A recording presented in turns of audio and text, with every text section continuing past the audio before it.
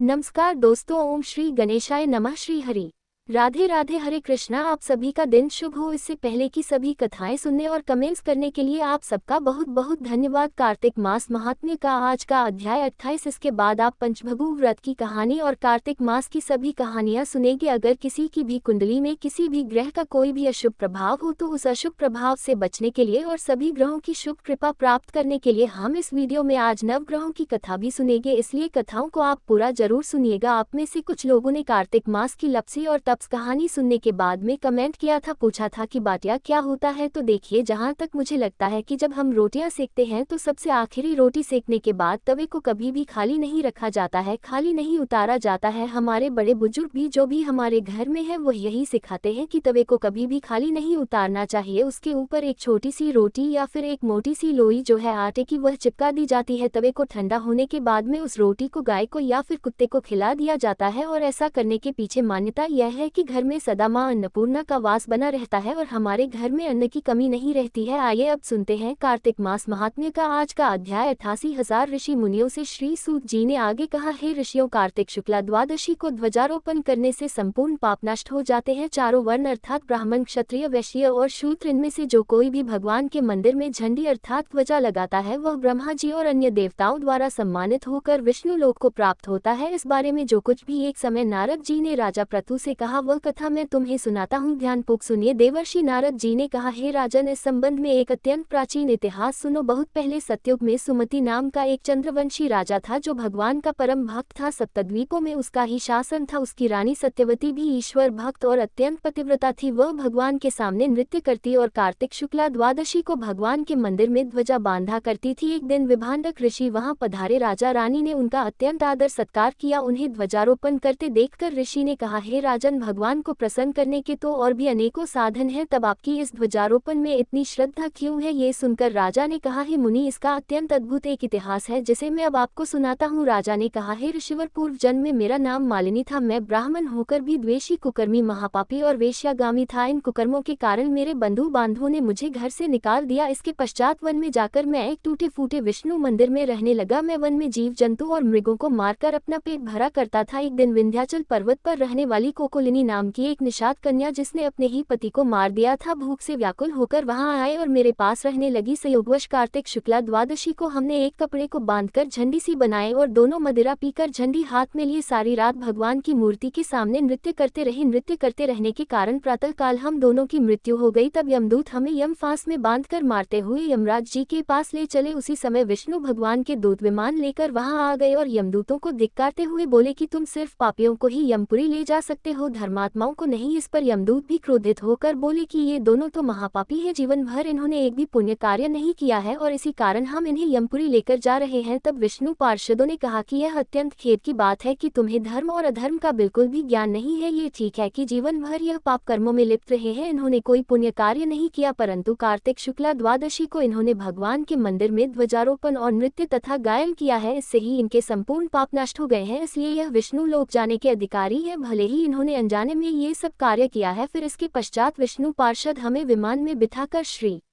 विष्णु लोक को ले गए। अपनी कथा समाप्त करते हुए राजा सुमति ने कहा, पूज्य ऋषिवर, अनजाने में ध्वजारोपण का ऐसा फल है तो फिर श्रद्धा पूर्वक कार्तिक शुक्ला द्वादशी को ध्वजारोपण करने से जितना फल प्राप्त होता है उसका तो वर्णन ही नहीं किया जा सकता। इतनी कथा सुनकर विभांडक ऋषि तप करने चले गए। हरे कृष्ण। आज कार्तिक मास महात्म्य के अध्याय में बस इतना ही। इसके आगे का वृतांत आप सभी कल के अध्याय में सुनिएगा। कार्तिक मास में कुल 33 अध्याय हैं जो कि कार्तिक महीने के अंतिम दिन यानी कार्तिक पूर्णिमा तक समाप्त हो रहे हैं। तो जब आप कार्तिक पूर्णिमा को अंतिम अध्याय सुनेंगे तो यह मत सोचिएगा कि 33 अध्याय हैं और इनमें से हमने अधूरे अध्याय आपको सुनाए हैं। अब सुनिए कार्तिक मास की सीता नित्यनेम की कहानी। इस कहानी को सीता माता कहती थी और प्रभु श्री राम सुना करते थे। एक दिन श्री राम भगवान को किसी काम के लिए बाहर जाना पड़ा तो सीता माता कहने लगी कि भगवान, मेरा तो 12 वर्ष का नित्यनेम है, अब आप बाहर जाएंगे तो मैं अपनी कहानी किसे सुनाऊंगी। तब श्री राम ने कहा कि सीते, आप कुएं की पाल पर जाकर बैठ जाना और वहां पर जो भी औरतें पानी भरने आएंगी उन्हें अपनी कहानी सुना सुना दिया करना। सीता माता कुएं की पाल पर जाकर बैठ गई। तभी एक स्त्री आई, उसने रेशम की जरी की साड़ी पहन रखी थी और सोने का घड़ा ले रखा था। सीता माता उसे देखकर कहने लगी, बहन मेरा 12 वर्ष का नितनेम सुन लो। पर वह स्त्री बोली कि मैं तुम्हारा नितनेम सुनूंगी तो मुझे तो घर जाने में देर हो जाएगी और मेरी सास मुझसे झगड़ा करेगी, इसलिए उसने कहानी नहीं सुनी और अपने घर चली गई। लेकिन उसके घर जाते ही उसकी रेशम जरी की साड़ी फट गई, सोने का घड़ा मिट्टी के घड़े में बदल गया। सासू ने देखा तो पूछा, अरे बहू ये किसका दोष अपने सिर लेकर आ गई है। बहू बोली, माँ जी कुएं पर एक औरत बैठी थी, उसने अपनी कहानी सुनने के लिए कहा लेकिन मैंने नहीं सुनी, शायद उसी का ये फल मुझे मिला है। बहू की बात सुनकर अगले दिन वही साड़ी और वही घड़ा लेकर सास कुएं की पाल पर गई। सास को वहीं पर सीता माता बैठी मिली तो माता सीता ने कहा, बहन मेरी कहानी सुन लीजिए। सासू बोली, एक बार छोड़, मैं तो 4 बार कहानी सुन लूंगी। तब सीता माता बोली, राम आए लक्ष्मण आए, देश के पुजारी आए, नितनेम का नेम लाए, आओ राम बैठो, राम तपी रसोई जिमो, राम माखन मिश्री खाओ, राम दूध पताशा पियो, राम सूत के पलका मोठो, राम शाल दुशाला पोठो, राम शाल दुशाला ओढ़ो, राम जब बोलो राम ही राम, राम सवारे सबके काम खाली, घर भंडार भरेगे, सबका बीड़ा पार करेंगे, श्री राम जय जय राम। सासू बोली, बहन कहानी तो बहुत अच्छी लगी। फिर कहानी सुनकर सासू घर चली गई और उसकी साड़ी फिर से रेशम जरी की बन गई, मिट्टी का घड़ा भी फिर वापस से सोने के घड़े में बदल गया। बहू ने देखा तो कहने लगी, सासू माँ आपने ये सब कैसे किया। सासू बोली, बहू तू दोष लगाकर आई थी और मैं अब दोष उतार कर आ रही हूँ। बहू ने पूछा कि माँ जी वह कुएं वाली स्त्री कौन है। सासू ने बताया कि वह तो सीता माता थी, वह पुराने से नया कर देती है, खाली घर में भंडार भर देती है, वह लक्ष्मी जी का वास घर में कर देती है और मनुष्य की जो भी इच्छा हो उसे पूर्ण कर देती है। बहू बोली, माँ जी फिर तो ऐसी कहानी मुझे भी सुना दो। सास बोली कि ठीक है तुम भी सुनो। फिर सास ने कहानी शुरू की, राम आए लक्ष्मण आए, देश के पुजारी आए, नितनेम का नेम लाए, आओ राम बैठो, राम तपी रसोई जिमो, राम माखन मिश्री खाओ, राम दूध बताशा पियो, राम सूत के पलका मोठो, राम शाल दुशाला पोठो, राम शाल दुशाला ओढ़ो, राम जब बोलो राम ही राम, राम सवारे सबके काम खाली, घर भंडार भरेगे, सबका बेड़ा पार करेंगे, बोलो श्री राम जय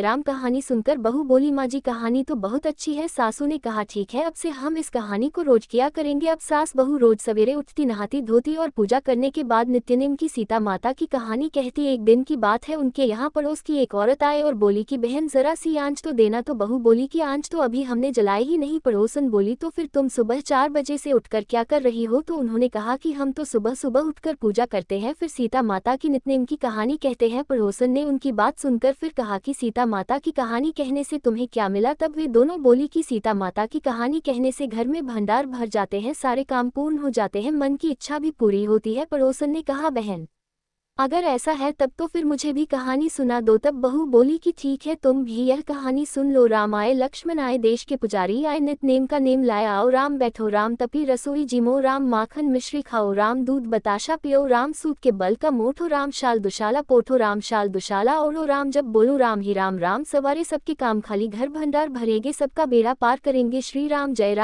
राम। पड़ोसन ने इस कहानी को सुना तो कहने लगी, बहन कहानी तो बहुत अच्छी लगी। अब वह पड़ोसन भी नितनेम सीता माता की कहानी कहने लगी। कहानी कहने से सीता माता ने पड़ोसन के भी धन के भंडार भर दिए। देखते ही देखते अब तो पूरे मोहल्ले में नितनेम की कथा चल पड़ी और हर किसी की मनोकामना पूर्ण होने लगी। हे सीता माता, जैसे आपने उन सभी के भंडार भरे वैसे ही हमारे भी भरना। कहानी कहने वाले, सुनने वाले और हुंकार भरने वाले सबके भरना। सभी प्रेम से बोलिए सीता मैया की जय। अब सुनिए कार्तिक मास की पंचबिकु की कहानी। पंचबिकु व्रत कार्तिक मास के अंतिम 5 दिनों में रखा जाता है और उस समय इस कहानी को अवश्य ही कहना या सुनना चाहिए। और पूरे कार्तिक मास भी पंचकू की कहानी कहने और सुनने का नियम है। पंचभीखू की कहानी के अनुसार किसी गांव में एक साहूकार था, उसका एक बेटा और बहू भी थी। बहू कार्तिक मास में रोज सवेरे उठकर गंगा स्नान के लिए जाती थी। सुबह जल्दी जाते समय वह किसी भी पराई पुरुष का मुंह नहीं देखती थी। एक राजा का बेटा भी सुबह सवेरे गंगा स्नान के लिए जाता था। वह हैरान होता कि मैं इतनी जल्दी उठता हूँ स्नान करने के लिए, लेकिन कोई और भी है जो मुझसे भी जल्दी उठकर स्नान कर लेता है। कार्तिक माह के 5 दिन बचे थे कि एक दिन साहूकार की बहू तो स्नान करके वापस जा रही थी और उसी समय राजा का बेटा भी स्नान करने के लिए आ रहा था। आवाज सुनकर बहू जल्दी जल्दी जाने लगी, लेकिन जल्दबाजी में उसकी माला मोजड़ी छूट गई। राजा के बेटे ने उसकी माला मोजड़ी उठा ली और सोचने लगा कि जिस स्त्री की यह माला मोजड़ी इतनी सुंदर है वो स्त्री स्वयं कितनी सुंदर होगी। और उसने पूरे नगर और गांव में मुनादी करवा दी कि जिसकी यह माला मोजड़ी है वह 5 रात मेरे पास आएगी। जब ये सूचना साहूकार की बहू को मिली तो उसने कहलवा दिया कि मैं 5 रात आऊंगी, लेकिन किसी को साख भरने बैठा देना। राजा के बेटे ने एक तोते को पिंजरे में बंद करके गंगा जी के किनारे एक पेड़ पर टांग दिया। बहू सुबह के समय आई, पहली पैड़ी पर पैर रखा और बोली, हे कार्तिक के ठाकुर, राय दामोदर, पांचों पांडु, छठे नारायण, भीखम राजा, उस पापी को नींद आ जाए। और ऐसा कहते ही राजा के बेटे को नींद आ गई। बहू स्नान करके जाने लगी तो तोते से बोली, सुबह सुबह तेरे गल डालूंगी हीरा, मेरी साख भरियो वीरा। सुबह बोला, कोई वीर भी साख भरता है क्या? तो वह फिर बोली, सुबह सुबह तेरे पग घालूंगी नेवर, साख भरियो मेरे देवर। सुहा ने कहा, ठीक है भाभी, मैं तेरी साख रखूंगा। बहू तो कहकर चली गई। इधर राजकुमार हड़बड़ा कर उठ बैठा और सुबह से बोला, सुबह सुबह वो आई थी क्या, कैसी दिखती थी? सुबह बोला, आभा किसी बिजली होली, किसी झलकिला, किसी कामिनी गुलाब का सा रंग। राजकुमार ने सुना तो सोचा कि आज तो मैं अपनी उंगली में चीरा लगाकर बैठूंगा, इससे मुझे नींद नहीं आएगी। दूसरे दिन वह सवेरे सवेरे अंगुली चीर कर बैठ गया। जब साहूकार की बहू आई तो भगवान से प्रार्थना करने लगी। राजकुमार को फिर से नींद आ गई और बहू नहा धोकर चली गई। इसके बाद उठकर राजकुमार ने तोते से पूछा तो तोते ने सारी बात बता दी। अब राजकुमार बोला कि आज तो मैं आंखों में मिर्ची डालकर बैठूंगा। अब राजकुमार ने तीसरी रात को आंखों में मिर्ची डाली और बैठ गया। सारी रात वह दर्द में तड़पता रहा। साहूकार की पुत्रवधू फिर आए और प्रार्थना करने लगी, हे कार्तिक के ठाकुर, राय दामोदर, पांचों पांडु, छठे नारायण, भीखम राजा, उस पापी को नींद आ जाए। राजा के बेटे को फिर नींद आ गई। अगली सुबह राजकुमार ने तोते से फिर पूछा, वह आई थी क्या? तो तोते ने सारी बात बतला दी, हाँ आई थी। अब राजकुमार ने सोचा कि आज रात को तो मैं ठंड में बैठा रहूंगा। राजकुमार ठंड में सारी रात कांपता रहा और सुबह ब्रह्म मुहूर्त में उसे नींद आ गई। साहूकार की बहू चौथे दिन सुबह सवेरे आई, पहली पैड़ी पर पैर रखा और फिर से बोली, हे कार्तिक के ठाकुर, राय दामोदर जी, पांचों पांडु, छठे नारायण, भीखम राजा, उस पापी को नींद आ जाए। राजकुमार को फिर नींद आ गई। सुबह राजकुमार ने तोते से फिर पूछा, आई थी क्या? तो तोते ने सारी बात बतला दी, हाँ आई थी। अब तो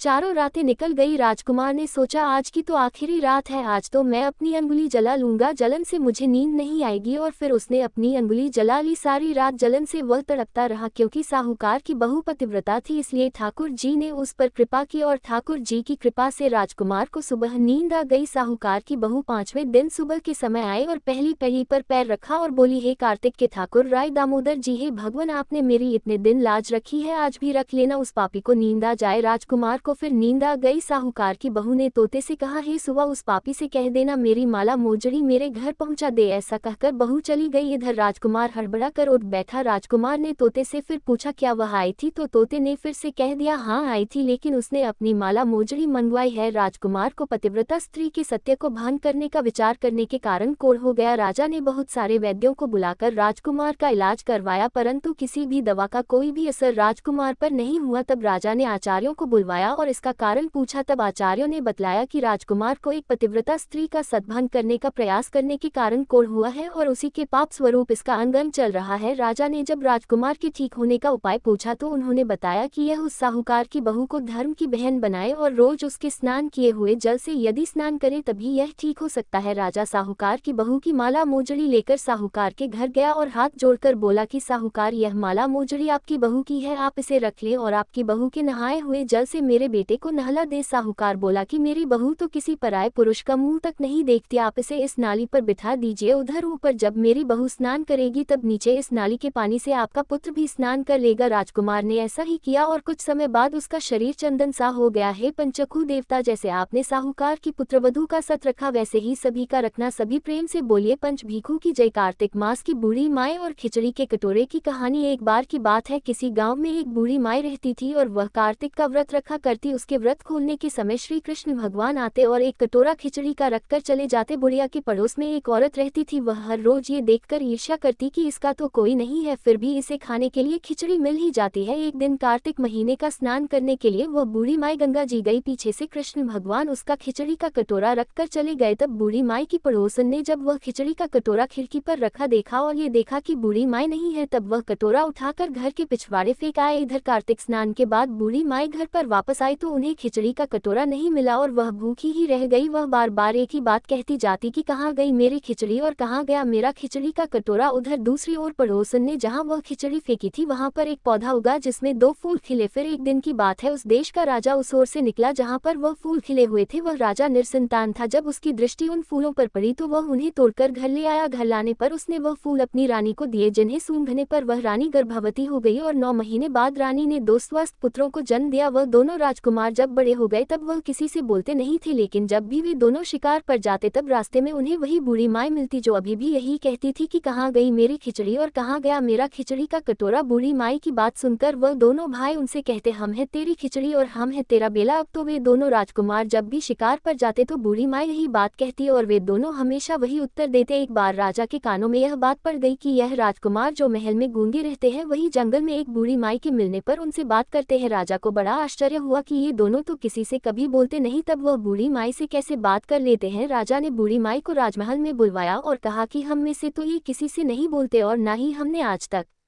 इन्हें बोलते देखा, लेकिन तुमसे ये कैसे बोलते हैं। तब बूढ़ी माई ने कहा कि महाराज मुझे भी नहीं पता कि यह मुझसे कैसे बोल लेते हैं। मैं तो कार्तिक का व्रत करती थी और कृष्ण भगवान मुझे खिचड़ी का कटोरा भरकर दे जाते थे। एक दिन मैं स्नान करके वापस आई तो मुझे वह खिचड़ी नहीं मिली। जब मैं कहने लगी कि कहाँ गई मेरी खिचड़ी और कहाँ गया मेरा कटोरा, तब इन दोनों लड़कों ने कहा कि तुम्हारी पड़ोसन ने तुम्हारी खिचड़ी फेंक दी और उसके 2 फूल बन गए थे। वह फूल राजा तोड़कर ले गया जिसे रानी ने सूंघा तो हम 2 लड़कों का जन्म हुआ और हमें भगवान ने तुम्हारे लिए ही भेजा है। सारी बात सुनकर अब तो राजा ने बूढ़ी माई को महल में ही रहने को कहा। इस तरह कार्तिक स्नान के पुण्य प्रताप से बूढ़ी माई के दिन फिर गए और वह महल में खूब ठाट से रहने लगी। हे कार्तिक महाराज, जैसे आपने बूढ़ी माई की बात सुनी वैसे ही आपका व्रत करने वाले और इस कहानी को सुनने वालों की भी सुनना। सभी प्रेम से बोलिए कार्तिक मास की जय। प्रिय श्रोताओं, अब आपको सुनाते हैं नवग्रहों की कथा। ज्योतिष शास्त्र में नवग्रहों को बहुत ही महत्वपूर्ण माना जाता है क्योंकि इन्हीं ग्रहों की चाल के कारण सभी राशियों के जीवन पर सकारात्मक या नकारात्मक प्रभाव पड़ते हैं। लेकिन कथा सुनाने से पहले आपको नवग्रहों के माता पिता के बारे में भी बताते हैं कि इन सभी नवग्रहों के माता पिता कौन हैं। ज्योतिष विज्ञान में ग्रह और उनकी दशा का विशेष महत्व है। ये सभी नवग्रह किसी न किसी क्षेत्र जैसे शिक्षा, ज्ञान, धन, लाभ, हानि इनका प्रतिनिधित्व करते हैं। सबसे पहले ग्रह की बात करते हैं सूर्य। सूर्यदेव के पिता का नाम कश्यप है और इनकी माता अदिति है। पंचदेवताओं में सूर्य देव का विशेष महत्व है। इनकी 2 पत्नियां हैं जिनका नाम संध्या और छाया है। शनिदेव भगवान सूर्य के पुत्र हैं और यमराज और देवी यमुना भी इनकी संतान है। दूसरे ग्रह है चंद्र ग्रह। चंद्रदेव महर्षि अत्रि के पुत्र हैं और उनकी माता का नाम अनुसुया है। शास्त्रों के अनुसार चंद्रदेव की 27 पत्नियां हैं जो 27 नक्षत्रों का प्रतिनिधित्व करती हैं। चंद्रदेव बुध ग्रह के पिता हैं। तीसरे ग्रह है मंगल ग्रह। शास्त्रों में बताया गया है कि मंगल देव के पिता भगवान शिव हैं और भूदेवी इनकी माता है। मंगल पूरी तरह से ब्रह्मचारी है। मांगलिक दोष का संबंध भी इन्हीं ग्रह से होता है। चौथे ग्रह है बुध ग्रह। बुध देव के पिता चंद्र और देवी तारा, इनकी माता का नाम है बुध। देव को समस्त वेद और शास्त्रों का ज्ञान देवगुरु बृहस्पति से प्राप्त हुआ था और इनकी पत्नी का नाम इला है। चंद्र वंश का प्रारंभ भी इन्हीं से हुआ था। चौथे ग्रह है बृहस्पति। देवगुरु बृहस्पति के पिता महर्षि अंगिरस है। सुपा इनकी माता का नाम है और इनकी पत्नी का नाम तारा है। महाभारत काल में मुख्य भूमिका निभाने वाले गुरु द्रोणाचार्य इनके पौत्र माने जाते हैं। शास्त्रों में इन्हें देवताओं का गुरु भी बताया गया है। पांचवें ग्रह है शुक्र ग्रह। शुक्र देव के पिता भृगु ऋषि हैं और काव्य माता इनकी माता का नाम है। इन्हें कठिन तप के कारण भगवान शिव से मृत संजीवनी विद्या प्राप्त हुई थी। इनकी पत्नी का नाम जयंती है जिन्हें देवराज इंद्र की पुत्री के रूप में जाना जाता है। छठी ग्रह है शनि ग्रह। शनिदेव भगवान सूर्य के पुत्र हैं और इनकी माता का नाम छाया है। लेकिन शनि का स्वभाव अपने पिता के गुणों से बिल्कुल विपरीत है। शनि देव कर्मों के अनुसार फल प्रदान करते हैं और इनकी पत्नी का नाम धामिनी है। सातवें ग्रह है सातवें आठवें ग्रह के रूप में राहु और केतु को जाना जाता है जो कि समुद्र मंथन के समय तक अमृतपान करने से पहले तक स्वरभानु था जिसके पिता का नाम विप्रचित है और माता का नाम सेका है। राहु की 2 पत्नियां हैं जिनका नाम नागवल्ली और नागनी है। इनका वाहन काले अश्व वाला रथ है। वही स्वरभानु दैत्य के धड़ से केतु उत्पन्न हुए थे जिनका वाहन चील है। ये तो था सभी नवग्रहों का परिचय। अब सुनिए नवग्रहों की कहानी। एक बार की बात है, किसी गांव में एक भाई बहन रहते थे। बहन का विवाह हो चुका था तो एक दिन भाई अपनी बहन से मिलने के लिए उसकी ससुराल जा रहा था। रास्ते में भाई को एक सांप मिला और कहने लगा, मैं तुझे डसूंगा। भाई बोला, हे नाग देवता, मैंने ऐसा कौन सा अपराध किया है जो आप मुझे डसोगे? मैं तो अपने माँ बाप का एक ही पुत्र हूँ, बहन का एक ही भाई हूँ। मेरी पत्नी और मेरे बच्चे घर पर मेरा इंतजार कर रहे हैं, आप मुझे क्यों डसना चाहते हो? तब वह सांप बोला, तुम्हारे 9 ग्रहों की दशा लगी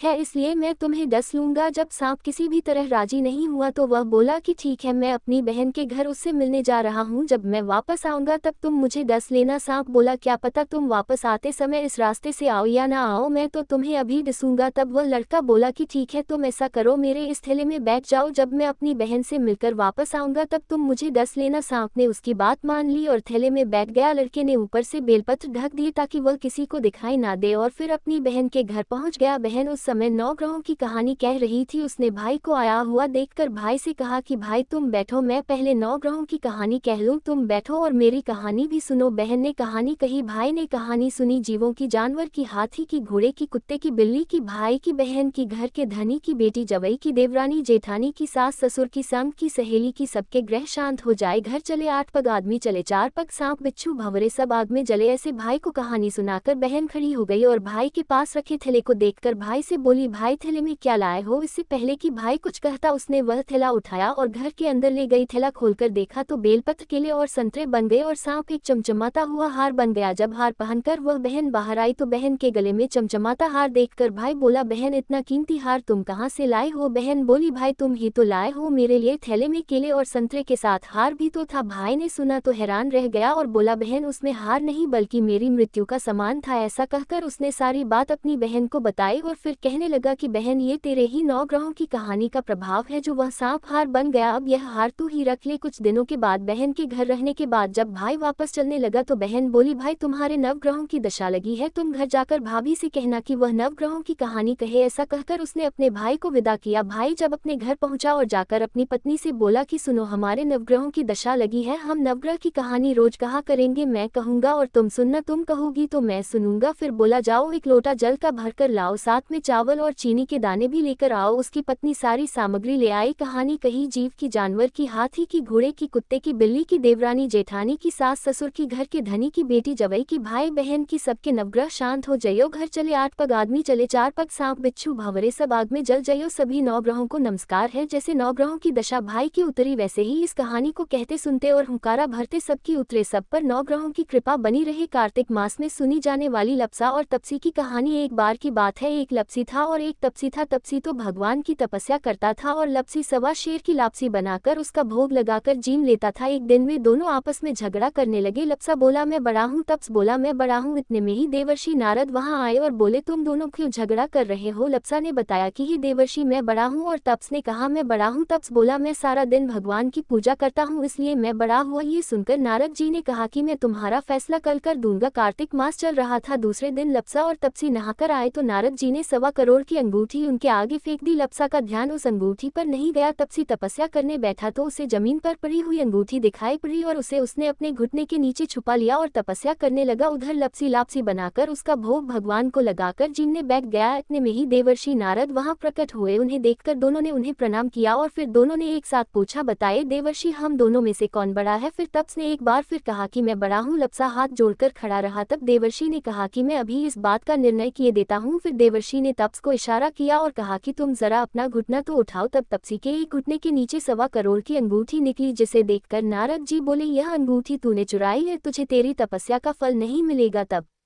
तपसी बोला, हे नारद जी, मेरी तपस्या का दोष कैसे दूर होगा? नारद जी ने कहा, रोटी बनाकर बाटिया नहीं बनाया तो फल तुझे मिलेगा, ब्राह्मण जमाकर दक्षिणा नहीं दी तो फल तुझे मिलेगा, साड़ी देकर ब्लाउज नहीं दिया तो फल तुझे मिलेगा, और जो दिए से दिया जलाए उसका फल तुझे मिलेगा। सब व्रत त्योहारों की कहानी सुनने के बाद जो तेरी कहानी ना सुने उसका फल तुझे मिलेगा। तब से लप्सा तपसी की कहानी सुनी और सुनाई जाती है। कहानी सुनने के बाद कहा जाता है, लप्सी को फल लप्सा ना हो जियो, तपसी को फल तप्स ना हो। महा की कहानी कथा को फल महाने हो जियो। ये थी लप्सी और तपसी की कहानी। सभी प्रेम से बोलिए कार्तिक के ठाकुर राय दामोदर जी की जय। अब सुनिए श्री तुलसी स्तोत्र पाठ, चालीसा और आरती। सनातन धर्म में तुलसी को अत्यंत पूजनीय माना जाता है। जिस घर के आंगन में तुलसी होती है वहां कभी कोई कष्ट नहीं आता और मां तुलसी के नाम के उच्चारण मात्र से ही भगवान विष्णु प्रसन्न हो जाते हैं। तुलसी जी में जल चढ़ाने से घर में सुख समृद्धि आती है तथा हर प्रकार के रोग शोक आदि व्याधि से मुक्ति मिल जाती है। तुलसी जी की पूजा करते समय श्री तुलसी स्तोत्र का पाठ जरूर करना चाहिए। ऐसा करने से माता तुलसी जल्द प्रसन्न होती हैं और माता तुलसी जी की पूजा का भक्तों को दोगुना फल मिलता है। तो प्रिय श्रोताओं, अब आपको पुनरीकृत तुलसी स्तोत्र का हिंदी अनुवाद सुना रहे हैं। आप सब भी मन में श्रद्धा रखकर तुलसी स्तोत्र का हिंदी अनुवाद सुनिए। देवी तुलसी माँ को मेरा प्रणाम है, मैं आपको नमन करता हूँ। हे विश्व की पालक, आप श्री हरि की परम प्रिय हैं। हे देवी, आपकी शक्ति के कारण ब्रह्मा से लेकर सभी देवता इस संपूर्ण संसार को बनाए रखने और उसका अंत करने में सक्षम है। इसका अर्थ है कि आपके कारण ही ब्रह्मा जी के साथ अन्य देवता गण सृष्टि के निर्माण, उसके उसके पालन पोषण और विनाश में लगे हुए हैं। देवी तुलसी जी आपको मेरा प्रणाम है, जो जीवन में कल्याण लाती है। उन देवी तुलसी को नमस्कार है जो श्री विष्णु जी की प्रिय है और जो शुभ है, मुक्ति प्रदान करने वाली और समृद्धि प्रदान करने वाली देवी तुलसी को नमस्कार है। देवी तुलसी को नमस्कार है। हे देवी, कृपया मुझे सभी प्रकार के दुर्भाग्य और विपत्तियों से बचाए रखना। हे देवी, आपकी महिमा का वर्णन करना, यहाँ तक कि आपका स्मरण मात्र ही मनुष्य को पवित्र बना देता है। देवी तुलसी जी को प्रणाम। मैं देवी तुलसी को पूरी श्रद्धा के साथ प्रणाम करता हूँ, जो देवियों में सबसे प्रमुख है और जिनका तेजो में रूप है, जिसे देखकर इस नश्वर संसार के सभी पापी अपने पापों से मुक्त हो जाते हैं। देवी तुलसी को मेरा प्रणाम है। इस पूरे विश्व को देवी तुलसी जी ने संरक्षित किया है, जिसमें गतिमान और अचल दोनों प्राणी शामिल हैं। देवी पापी व्यक्ति के सभी पापों को नष्ट कर देती है एक बार जब वे उन्हें देखते हैं और भक्ति के साथ उनके सामने आत्मसमर्पण करते हैं। इसका अर्थ है कि माता तुलसी चर और अचर समेत पूरे जगत की रक्षा करती है और अपने दर्शन मात्र से ही पापी मनुष्यों के सभी पापों को नष्ट कर देती है, या फिर तुलसी जी के दर्शन मात्र से ही पापियों के पाप नष्ट हो जाते हैं। देवी तुलसी को मेरा प्रणाम है। जो भी श्रद्धा के साथ देवी तुलसी के सामने हाथ जोड़कर प्रणाम करते हैं, वे इस कलयुग के बंधनों को पार कर जाते हैं और सभी प्रकार के सुख और प्रसन्नता को प्राप्त करते हैं, फिर चाहे वह महिला हो, व्यापारी हो या अन्य कोई भी। जन्मी तुलसी को मेरा नमस्कार। देवी तुलसी के समान इस पृथ्वी पर और कोई देवता नहीं है। देवी विश्व को उसी प्रकार शुद्ध करती है जैसे वैष्णव भगवान विष्णु जी के संग से शुद्ध होते हैं। देवी तुलसी को मेरा प्रणाम। इस कलयुग में भगवान विष्णु जी के माथे पर तुलसी पत्र चढ़ाना भक्तों के मस्तक पर विष्णु जी के वरदान, कृपा और आशीर्वाद को हमेशा बनाए रखता है। इसका अर्थ है कि जो भी व्यक्ति इस कलयुग में भगवान श्री विष्णु जी के मस्तक पर तुलसी जी को अर्पित करता है, उसके ऊपर हमेशा भगवान विष्णु जी का आशीर्वाद बना रहता है। देवी तुलसी को नमस्कार है। तुलसी जी में हमेशा सभी देवी देवताओं का वास रहता है, इसलिए इस संसार में तुलसी जी की पूजा करना सभी देवी देवताओं की पूजा के समान है। इसका अर्थ है कि तुलसी जी की पूजा से सभी देवों की पूजा संपन्न हो जाती है। देवी तुलसी को मेरा नमस्कार है। आप सब कुछ जानने वाली है और भगवान विष्णु जी के प्रिय है। अपने भक्तों को आप सभी प्रकार की समृद्धि प्रदान करती है। देवी, कृपया मुझे सभी प्रकार के पापों से बचाएं। हे देवी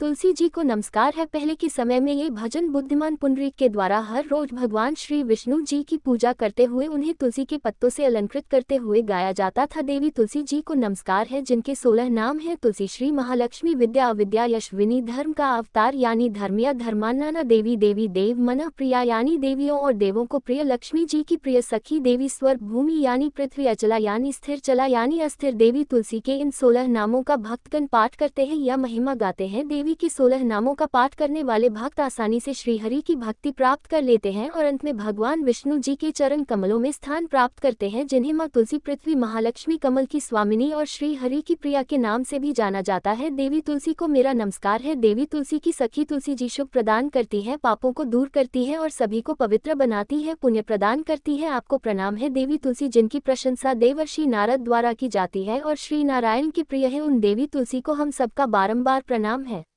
धन्यवाद।